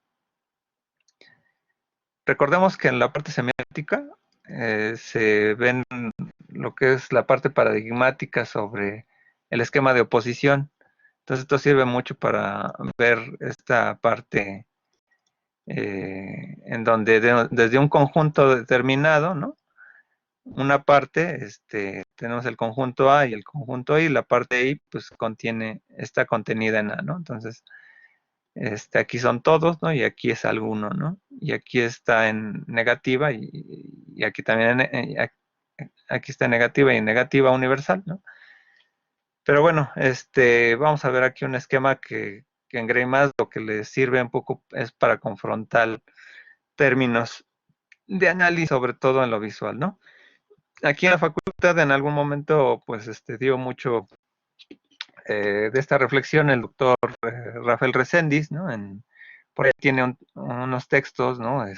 Sobre este tipo de análisis visual, eh, donde aplica el modelo de Gray-Mas para el análisis de la imagen, ¿no? Entonces, aquí de algún modo, si combinamos la parte aquí de Panofsky con Gray-Mas, ¿no? Un nivel preicónico, que por ejemplo aquí tenemos un paisaje con relojes o figuras distorsionadas, ¿no? Que es lo que posiblemente sea el nivel iconográfico, que es la parte connotativa, ¿no? El tiempo, ¿no? Se desdobla, etcétera. Pero a nivel iconológico, ya lo ubicamos en una tendencia, ¿no? Ah, pues es un Dalí, ¿no? Entonces, en la parte de Gray-Mas, pues obviamente podemos confrontar conceptos, ¿no? Estamos confrontando lo real versus lo imaginario, ¿no? Contra lo no imaginario o no real, ¿no? Entonces aquí es el tiempo vivido, el tiempo como tal, ¿no? El tiempo soñado o el tiempo fantástico, ¿no? Esta organización, pues obviamente la tienen que organizar a lo mejor en mapas conceptuales, ¿no? Sobre lo que evoque, sobre todo la parte preicónica, iconográfica, ¿no? O lo que es la denotación y la connotación. O sea, aquí, por ejemplo, aquí en un esquema, ¿no? De esta pintura de los reyes, unos reyes magos, ¿no? Donde aquí, por ejemplo, hay una manifestación, ¿no? Una señal, ¿no? O sea, aquí hay una señal, ¿no? De la estrella, ¿no? Van hacia un descubrimiento, ¿no? Y entonces puede haber la relación entre esta, ¿no? No es lo mismo una manifestación que un descubrimiento, ¿no? Es que debe de haber un proceso, ¿no? Y quizá ahí lo que vamos a ir viendo con Gray-Mas es que esta ruta, ¿no? De esquema de oposición se va a poder ver como una transformación de los personajes o del relato sobre todo, ¿no? La epifanía, que es la manifestación de una cosa, ¿no? La manifestación con el no descubrimiento, ¿no? Que es una parte particular que está enfrentando esta dimensión entre manifestación y descubrimiento, ¿no? El decir que no es un descubrimiento, ¿no? Como opuesto de manifestación, pues tiene una relación entre descubrimiento, o sea, puede ser, o sea, aquí están los posibles, ¿no? es una posibilidad, ¿no? Es una posibilidad del conjunto, ¿no? Porque yo aquí tengo la parte, ay, esta pluma, a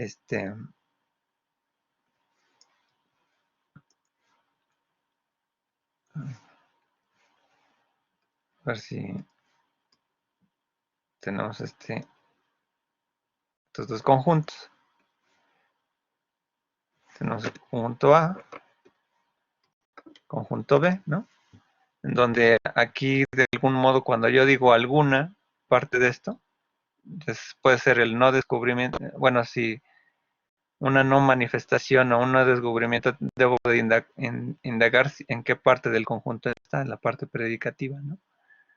Pero bueno, eso es un poco la alusión, a lo mejor, pero si no la vieron, pues ahorita vamos a ver un poquito más detallado esta parte, ¿no? Con el esquema actancial, ¿no?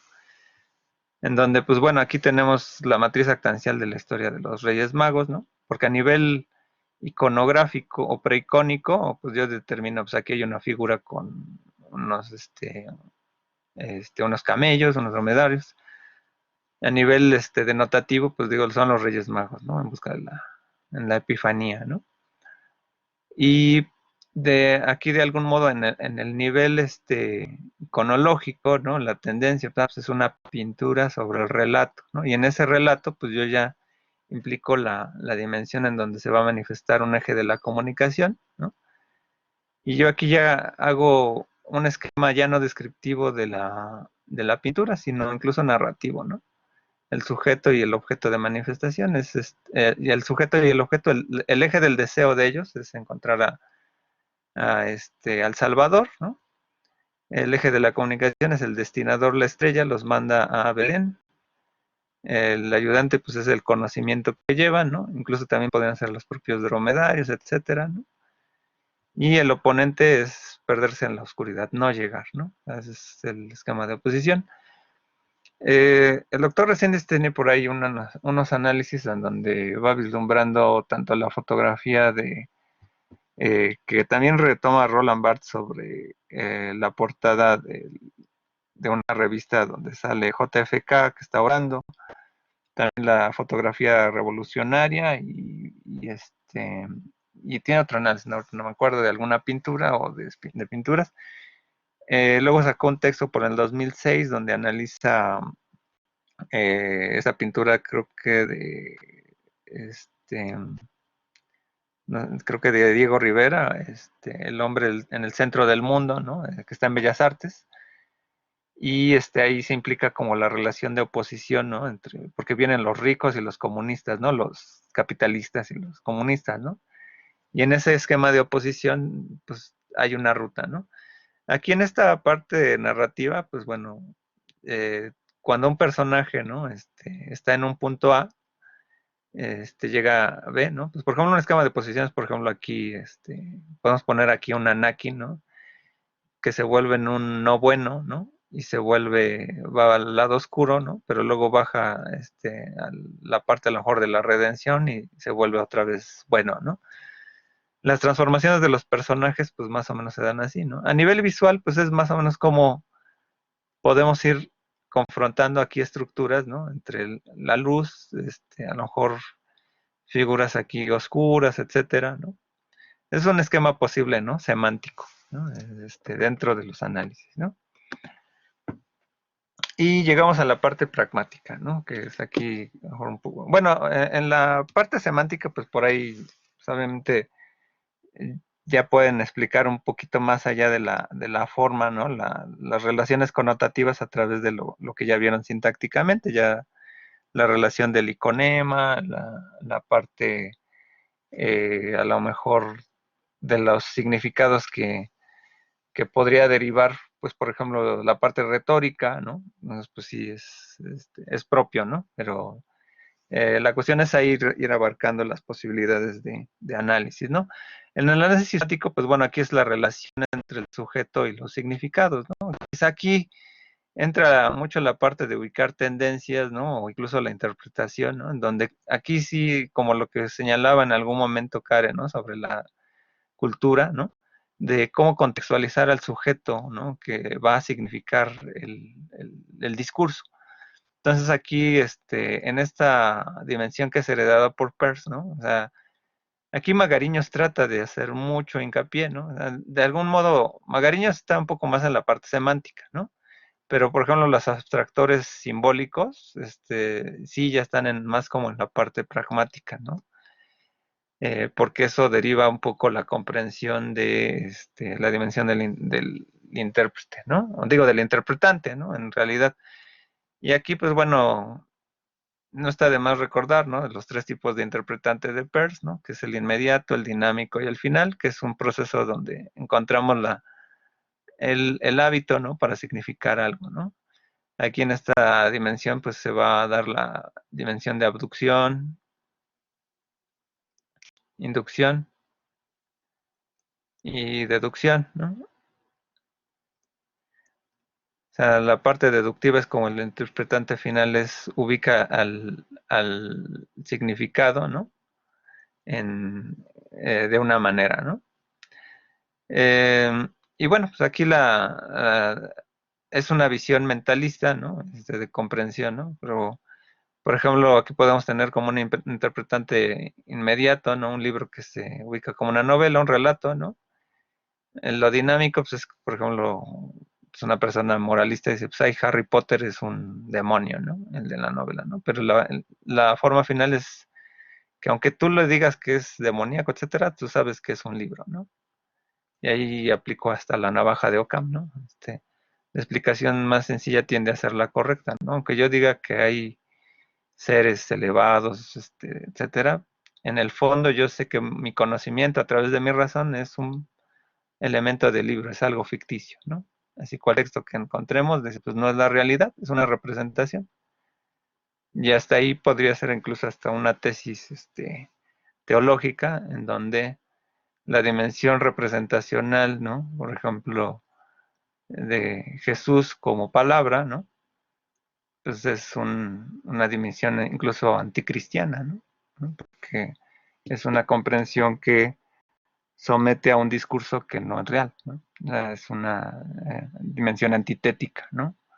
Fijar el texto como la base, ¿no? De cualquier religión cuando la religión es una acción, ¿no? O sea, más bien el acto de fe es una acción, ¿no? Pero bueno, es una interpretación. Aquí entramos mucho en las interpretaciones filosóficas, ¿no? La parte pragmática muchas veces tiene que ver, por ejemplo, cuando hablamos de filosofías o hablamos de interacciones sobre tu contenido, toda esa dimensión metafísica del interpretante final, ¿no? Racional sobre lo que estás determinando, ¿no? Dice Juan José, el discurso como texto. Pues más bien yo diría el discurso aquí como pensamiento, ¿no? Porque, o el texto como pensamiento, porque aquí es lo que ya queda fuera de las manos del texto, ¿no? Un poco lo que decía Ricoeur en la triple mímesis, ¿no? Es la relación del texto ya con el usuario, ¿no? Porque pues finalmente el discurso como texto, en esa parte, pues sí es la parte más objetiva, ¿no? Al dimensionar que es la parte semántica, ¿no? Ya racionalmente sé que lo que está escrito en un libro, pues obviamente tiene un carácter ficcional y pues bueno, los que practican la bibliomancia, ¿no? Que dices en que abren un libro o la Biblia, ¿no? Dicen, ay, me va a decir algo Diosito, ¿no? Ah, no, pues es que eso lo que significa es que en ese carácter de creencia, ¿no? Pues simplemente lo que quieras interpretar de ella es lo que tu inconsciente desea, ¿no? O sea, es un deseo, ¿no? Es una parte, y ahí nos vamos más con la parte incluso junguiana, ¿no? O sea, lo que tu arquetipo desea escuchar, ¿no? Y de hecho, el Facebook es como una especie de bibliomancia, ¿no? O sea, tú vas a leer lo que quieres leer y lo que quieres comprender, ¿no? O sea, uno está clavado un poco en esa parte, ¿no? En este esquema, ¿no? Pues Morris sale un poco de la visión mentalista y, pues bueno, aquí el esquema de Morris, pues es ver el esquema de vehículo del signo en vez de representamen, ¿no? Va a haber eh, el designata, ¿no? Y el denotata, ¿no? Como parte del objeto del signo, como el objeto dinámico o inmediato, ¿no? O, la parte del intérprete y el interpretante, ¿no? El interpretante para él va a ser la conducta y el intérprete es el que tiene una conducta determinada, ¿no? Obviamente Morris está más en la escuela interaccionista simbólica, su profesor fue George Herbert Mead, ¿no? Y pues bueno, en esa parte es como a veces se dimensiona en contexto. Aquí la parte pragmática es muchas veces dimensionar, por ejemplo, cómo el discurso se llega a entender en un sitio determinado, ¿no? O sea, o incluso Jean-Marie Floch, ¿no? En este estudio de marketing y semántica, por ahí hacía un análisis medio interesante de Greimas, ¿no? Pero ¿cuántas personas, cómo, le llamaba ese capítulo, ¿es usted agrimensor o sonámbulo, no? O sea, hay gente que se detiene a ver un cartel en el metro y hay gente que no. Pero si se detienes a ver el cartel es porque de algún modo tratas de buscarle un sentido al mensaje. Si no te llama la atención, pues sigues con tu acción. Y tu acción es no tener ese tipo de vehículos del signo que estás dimensionando, ¿no?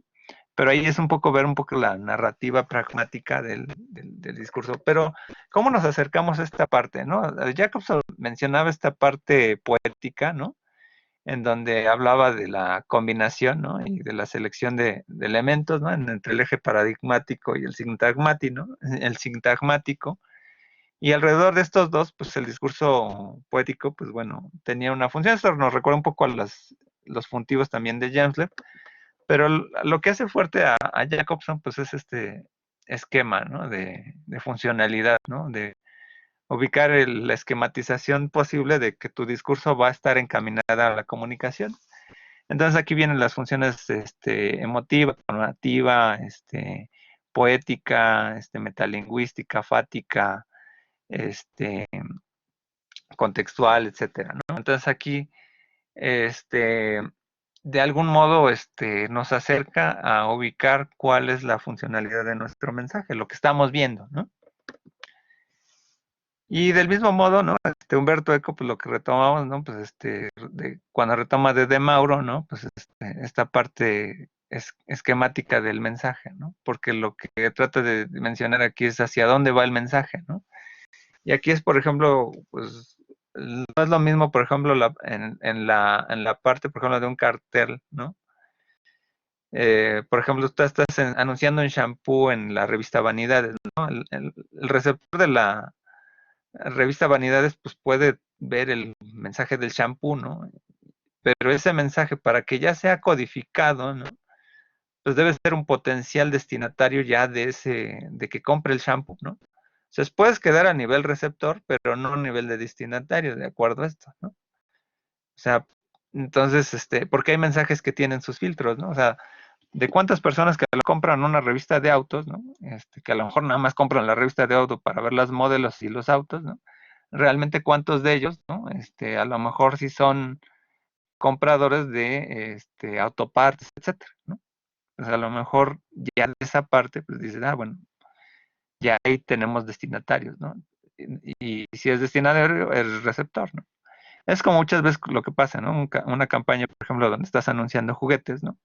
Los receptores, primero, podrían ser los niños de un mensaje, ¿no? Pero para que se vuelvan destinatarios, ¿quién es el que tiene el poder adquisitivo para comprar los juguetes? Son los papás, ¿no?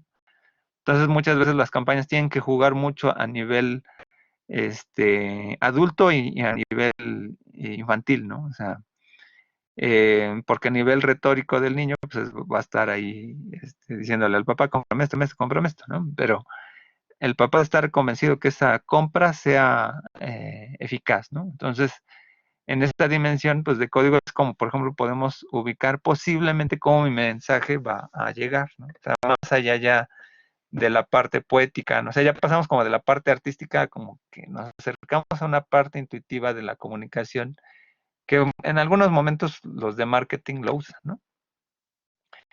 Y pues bueno, aquí García Pereira aquí tiene los tres tipos de códigos, ¿no? Códigos de reconocimiento, ¿no? Que es ubicar, ¿no? Ya esquemáticamente como es como la parte diagnóstica, ¿no? que se va a parecer un poco a lo que veíamos tanto con algunos autores, ¿no? Magariños, incluso por ahí Humberto Eco y Cole, incluso Villafañe, ¿no? Que aquí tenemos los códigos de reconocimiento, pues por ejemplo, cómo percibimos los objetos o la inteligencia visual, ¿no? Dentro de la parte del objeto ya terminado, ¿no? Los de transmisión, ¿no? De cómo, por ejemplo, es la parte, bueno, que en realidad tendría que ir primero los de transmisión, que es la parte sensible, como los LIS, ¿no? O sea, los códigos de transmisión están como la parte de los grafos, ¿no? Y la parte aquí de reconocimiento es como la parte sinsígnica. Y al final los códigos icónicos, ¿no? Que en realidad sería como la parte simbólica, ¿no? Pero esto es un esquema visual para más o menos cómo se articula ya no la estructura, sino el potencial del mensaje que hicimos. Y bueno, pues aquí gran dimensión de lo que hemos visto, pues es son esquemas hasta que incluso llegan a las reflexiones, como les decía, hermenéuticas, tanto de Paul Ricoeur. Bueno, en Bourdieu, pues bueno, Bourdieu es postestructuralista, no es hermenéutico, pero sí hace reflexión sobre la parte de la acción, ¿no? De que el sujeto es un agente que puede decir si sí o no, ¿no? Si quiere aceptar ese mensaje, ¿no? Y aquí también nos hace recordar la parte como incluso lingüística, ¿no? Pragmática de Austin y Searle, ¿no? Entre los mensajes ilocutivos, locutivos y perlocutivos, ¿no? O sea, incluso la parte greimaciana se puede incluso someter a un esquema ya pragmático, ¿no? Como en una campaña, ¿no? Por ejemplo, si ponemos en un sujeto, por ejemplo, ponemos la marca de shampoo, Head and Shoulders, ¿no? Como el sujeto, ¿no? Y el objeto, pues, es tener un cliente. Es un eje del deseo. En el eje del destinador y destinatario, pues a lo mejor aquí es el del que maneja la campaña, ¿no? Eh, y aquí pues es la revista Vanidades, ¿no? Y en el eje del poder, pues bueno, puedes aquí poner quién te ayuda, ¿no? Aquí puede ser la misma revista, ¿no? Los medios de comunicación, etcétera.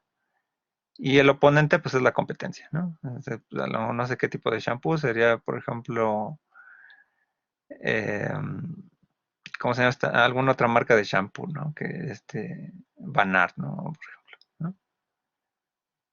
Entonces ahí yo puedo hacer un esquema de matriz actancial pragmático, ¿no? Si lo adapto, ¿no?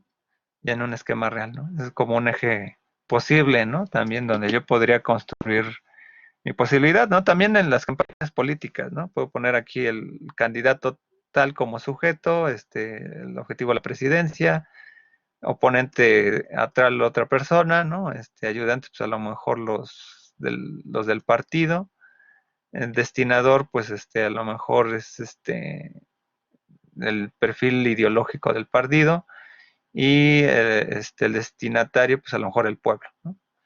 Y así lo puedo trabajar con cualquier campaña, incluso política, ¿no? Como un análisis pragmático de cualquier discurso, ¿no?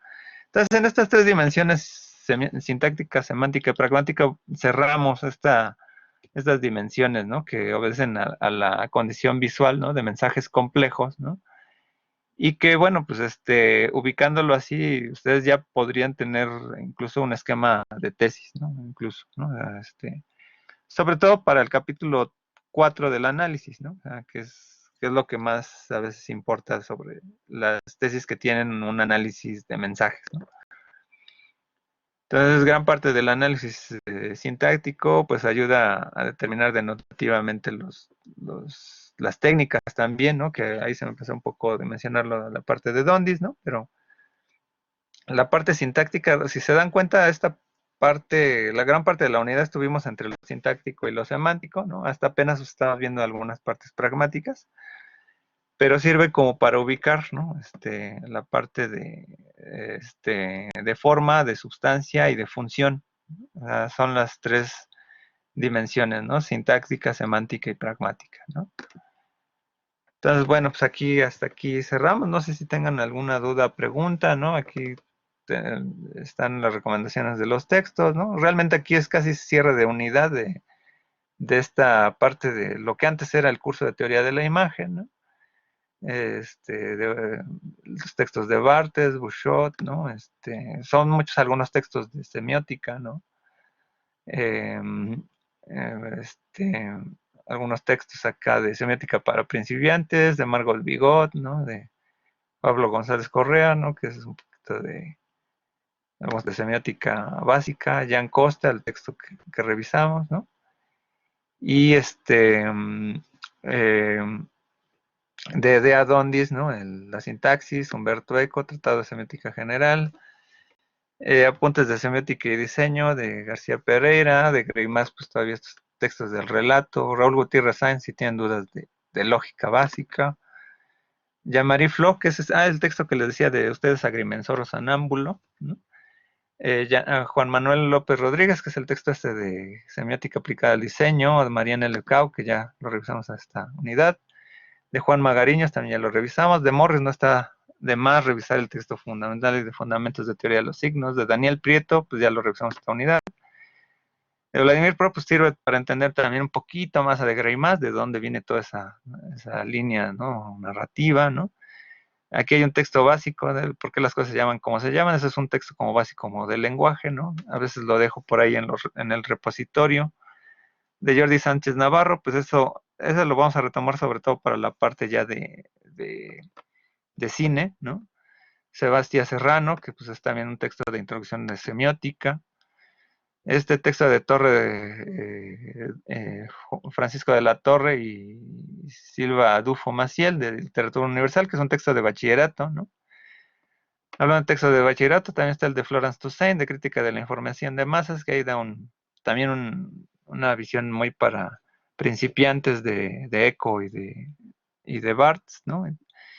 De Villafaña, pues ya los revisamos, ¿no? Aquí un poco los recursos persuasivos de textos publicitarios, es este sitio web que ayuda un poco para ver los tipos de textos. Este sitio web también tiene muchos ejemplos de retórica y de análisis visual. El de Alejandra Vital, pues también es otro texto básico de semiótica, ¿no? De Saussure y Peirce.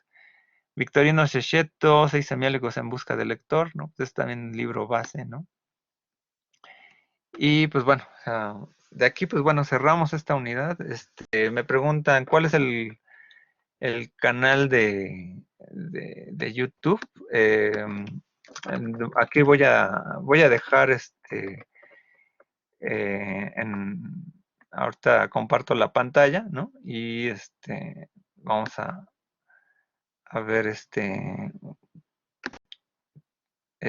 ahorita les paso el vínculo aquí en el chat, por si quieren ver ahí. Está todo el repositorio de nuestra clase. También hay un repositorio ahí de algunas de significación.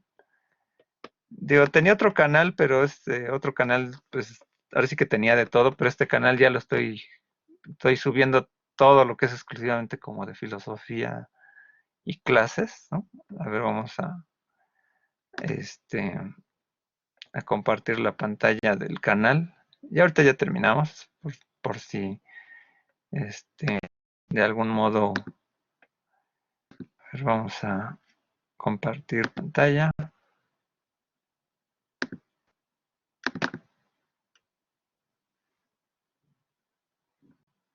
Entonces aquí está el canal bueno, le puse filosofía, John Herr, pero aquí apenas el sábado di precisamente a Greimas, ¿no? Entonces está ahorita reciente este videito donde explico toda esta relación de análisis de narrativo, ¿no? No tanto la parte visual ahorita como lo apliqué, pero un poco de dónde viene, ¿no? Eh, Aquí están todas las clases anteriores, ¿no? Pero por ahí hay algunas de introducción al pensamiento político, pero también sobre todo si tienen dudas por lo de significación, lo más básico, pues aquí un poco de la dimensión de teorías de la significación, lo más básico, ¿no? De la primera asesoría sobre, bueno, esta fue de hermenéutica, la primera, luego di un breve recorrido, por acá hay otra de significación, ¿no? Y aquí está todo el repositorio de nuestras clases, ¿no?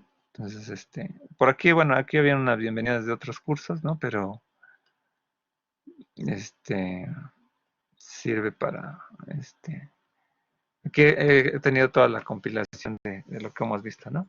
Entonces aquí está el vínculo, ¿no? Si de todas formas, este,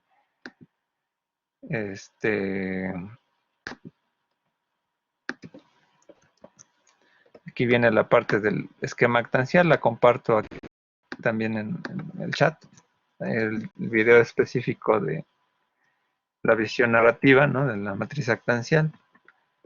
Entonces cualquier cosa, pues, ahora sí que están bienvenidos, ¿no? Entonces, de hecho, por ahí, es interesante. Bueno, ahorita que estaba viendo aquí las sugerencias, de Ricky Morty, el capítulo 6 de la temporada 4 es un super ejemplo para ver estas cuestiones de narratividad, ¿no? De hecho, de algún modo, cuando llegamos a la unidad 4, cuando veamos la parte audiovisual, de algún modo retomamos toda esta parte con Jordi Navarro, toda esta dimensión narrativa todavía greimaciana, ¿no? Entonces, no es que quiera fuerzas, ¿no? Todavía seguir viendo cosas de semiótica básica, pero a veces sirve, ¿no? Para la construcción de personajes, ¿no? La parte narrativa. Entonces, si no hay dudas, más preguntas, pues ya con eso termino. Fue una sesión de cierre, entonces por eso un poquito la duración. Entonces les agradezco pues por haber asistido, Mónica Jimena, Héctor Camilo, Uriel Zamora, Karen Hernández, Juan José Rodríguez Ortega, Ángela Islas y mi mano derecha, Marisol Morales. Pues les doy muchas gracias a todos ustedes. Entonces nos vemos, tienen posibilidad de entregar el cartel todavía esta semana. Y pero de algún modo, pues bueno, si bueno, por ahí luego que si tienen más preguntas, pues bueno, también me las puedes enviar con calma, entonces me las escriben por el chat y de todas formas, pues ya las iré respondiendo poco a poco, ¿no? De cualquier forma, pues échenle muchas ganas. Estamos ya terminando la tercera unidad de 5. Seguimos la siguiente sesión, arrancamos con la parte de imagen sonora y van a revisar, creo que el texto de Aparicio, Roberto Aparicio, sobre el fenómeno auditivo. La siguiente semana vamos a revisar el texto sobre la imagen radiofónica de Lidia Camacho y vamos a ver todavía algunas soluciones, pero ya de la construcción auditiva de los mensajes. Entonces, bueno, por ahí Juan José pues, también comenta lo de las preguntas en privado, pues sí, igual, si quieres lo vamos resolviendo, este, por la plataforma o de algún modo así, ¿no? Entonces, ya con esto me despido. Muchas gracias a todos ustedes. Esto ha sido la sesión número 16. Muchas gracias a todos ustedes. Sigamos en contacto y mucho ánimo. Gracias, hasta luego.